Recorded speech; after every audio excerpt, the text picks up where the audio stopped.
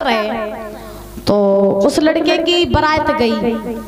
तो जब बारात के लिए वो लड़का तैयार हुआ तो जैसे ही बारात लेकर के चला तो जो लड़की को बाप रहे, बड़े ध्यान से सुनना महाराज, लड़की का जो बाप रहे तो लड़की के बाप ने लड़के से कहा कि देखो दमाद जी तुम बारात लेकर के तो आना, लेकिन मेरी एक शर्त है। तो लड़के ने कहा महाराज कौन सी शर्त है? तो लड़की के बाप ने कहा कि मेरी शर्त ये है कि तुम बारात लेकर के तो आना, लेकिन बारात में किसी बूढ़े को मत ले आना। बारात लेके आना लेकिन बारात में किसी बूढ़े को मत ले आना। तो लड़के ने महाराज वो चुनौती स्वीकार कर ली, और जब चुनौती स्वीकार की तो उसी समय परीक्षित महाराज बारात चली। लड़का दूल्हा बन करके तैयार हो गया, लेकिन लड़का के जो रहे महाराज नए नए मित्र सोपे सब महाराज बारात में चलवे का तैयार भये। यहाँ तक कि लड़के ने अपने बाप से भी मना कर दिया कि तुम भी मेरी बारात में नहीं जाओगे।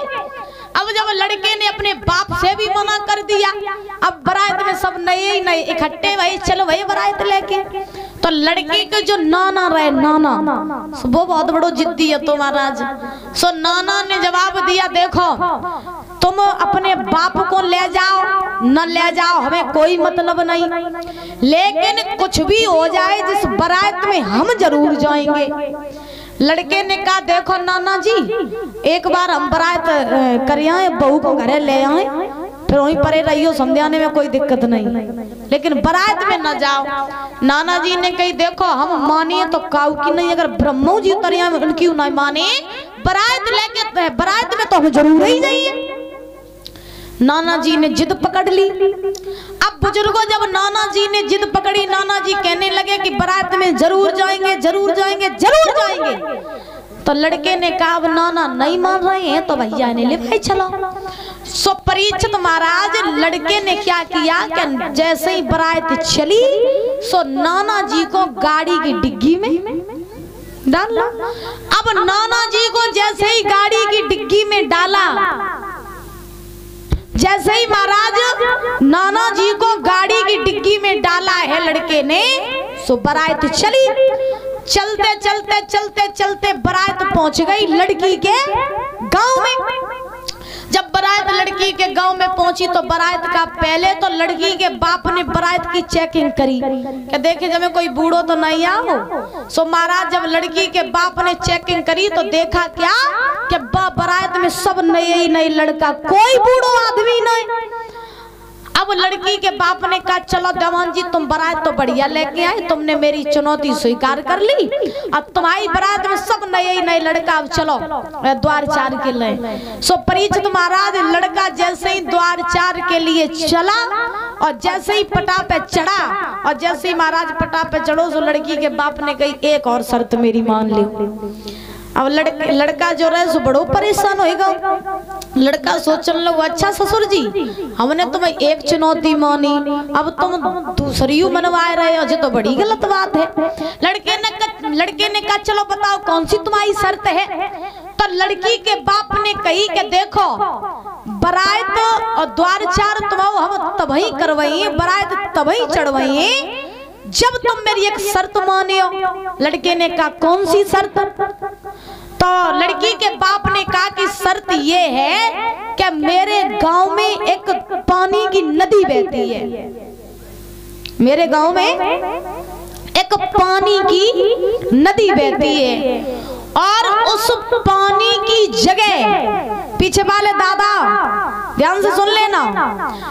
लड़की के बाप ने कहा लड़के से कि मेरे गांव में पानी की नदी बहती है और तुम उस नदी में पानी की जगह दूध बहा दो तो मैं बारात चढ़ाने के लिए तैयार हूँ। अब लड़का अकेलो और बारात में सब नए ही नए लड़का, किनके अंदर इतनी बुद्धि जो पानी की जगह दूध बहाए देवे? बताओ परीक्षित महाराज, ऐसा तो हो ही नहीं सकता है कि पानी की जगह नदी में दूध बहा दिया जाए। अब ध्यान से सुनना, क्या महाराज खुश रहो। हुआ ऐसा कि आज लड़के ने अपने ससुर जी से कहा, देखो ससुर जी, ऐसा तो हो ही नहीं सकता है कि मैं पानी की जगह दूध बहा दूं और तुम भी ये शर्त पे शर्त रखते जा रहे हो, अच्छी बात नहीं है, शादी हो जाने दो। लड़की के बाप ने कहा, शादी अब तभी हुई है जब तुम मेरी शर्त माने हो। अब महाराज, अब लड़का अपने दोस्तन की तरफ देखे, अब बेऊ एक दूसरे के मुंह गाई देखे, अब लेकिन बात काऊ को ना आए कि वो करें तो करेगा। तो लड़के ने अपने दोस्तों से कहा, भैया ऐसा करो कि अब हमें नहीं लगत के ब्याह हुई है तो चलो चुपचाप बारात लौटा ले चलो। सो महाराज लड़का जो रहे सो अपनी बारात लेके लौटन लगो। भाई गाड़ी में लड़का बैठो जहाँ डिग्गी में नाना डरे थे। सो परीक्षित महाराज अब जैसे ही लड़का गाड़ी में बैठा, नाना जी बोले क्या हुआ, बड़ी जल्दी बारात लेके आई है वापस। अब लड़का कहने लगा, नाना जी अब बारात लेके कहाँ आई है, बारात जब चढ़ी हो तब तो हम बारात को लेके आए, तब तो हम बहू ले जाए, बारात ही नहीं चढ़ी। नाना जी बोले बारात क्यों नहीं चढ़ी? तो लड़के ने कहा, नाना जी बारात जासो नहीं चढ़ी कि लड़की के बाप की एक शर्त है कि पानी की जो नदी बहती है उस नदी में पानी की जगह अगर दूध बहा दे तो फिर बारात तभी चढ़ेगी। तो नाना जी बोले, तो तुमने क्या किया? तो लड़के ने कहा, नाना जी हो ही नहीं सकता कि पानी की जगह दूध बहा दे, तो इसलिए बारात लौटा ले जा रही है, ब्याह का हुई है। महाराज नाना जी बोले, चिंता न करो, हमने तुमसे कही थी कि जिन नई नई लड़कन को न लिवाए जाओ, कऊ बूढ़े को लिवाए ले चलो, लेकिन तुमने मेरी बात नहीं मानी। सुनो, अगर लड़की का बाप ये कह रहा है कि नदी में पानी की जगह दूध बहा दो, तो तुम जाएगा लड़की के बाप से कह दो कि हे ससुर जी, तुम पूरी नदी को पानी खाली करवाए दो, दूध बहावे का हम तैयार हैं। बात समझ में आ रही है? नाना जी ने कहा अपने नाती से कि तुम चले जाओ और जाके अपने ससुर से कह दो जाके कि तुम पूरी नदी को पानी खाली करवा दो, दूध हम बहा देंगे। महाराज लड़का दौड़ के गया ससुर जी के पास में और ससुर के पास में जाके लड़के ने कहा, सुनो ससुर जी, ज्यादा ही चल रहे थे कछु है, तुम्हें नहीं पता, मेरी एक बात सुनो, अगर तुम्हारी ये शर्त है कि मैं पानी की जगह दूध बहा दूं तो मेरी भी एक शर्त है कि तुम पूरी नदी को पानी खाली करवा दो, दूध बहाने के लिए हम तैयार हैं। लड़की को बाप सोचने लगो, है जहाँ में इतनी बुद्धि कहाँ थे आई है? सो महाराज आज लड़की के बाप ने जवाब दिया, हमें ऐसा लगत कि जब बारात में कोई ना कोई बूढ़ो जरूर आओ। सो जो इतने बच्चन कहे सो महाराज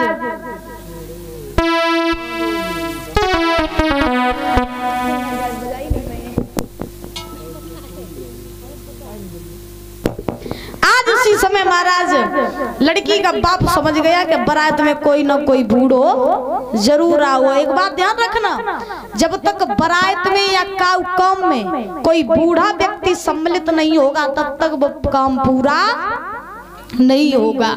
आज श्री सुखदेव जी समझा रहे हैं, राजन परीक्षित जब भोले बाबा बारात लेके पहुंचे तो पहुंचने के बाद में आज परीक्षित महाराज हिमांचल आए। हिमांचल ने भोले बाबा का स्वागत किया, सम्मान किया। करने के बाद में आज भोले बाबा का महाराज द्वारचार होने के लिए आया। जब भोले बाबा का द्वारचार होने के लिए आया तो पार्वती मन ही मन में सोचने लगी कि हे भोले बाबा आप आए तो, लेकिन आने में बड़ी ही देरी की। इस समय का मुझे कब से इंतजार था कि आप दूल्हा बन के आओ, आज वो घड़ी आ ही गई। और पार्वती सोचने लगी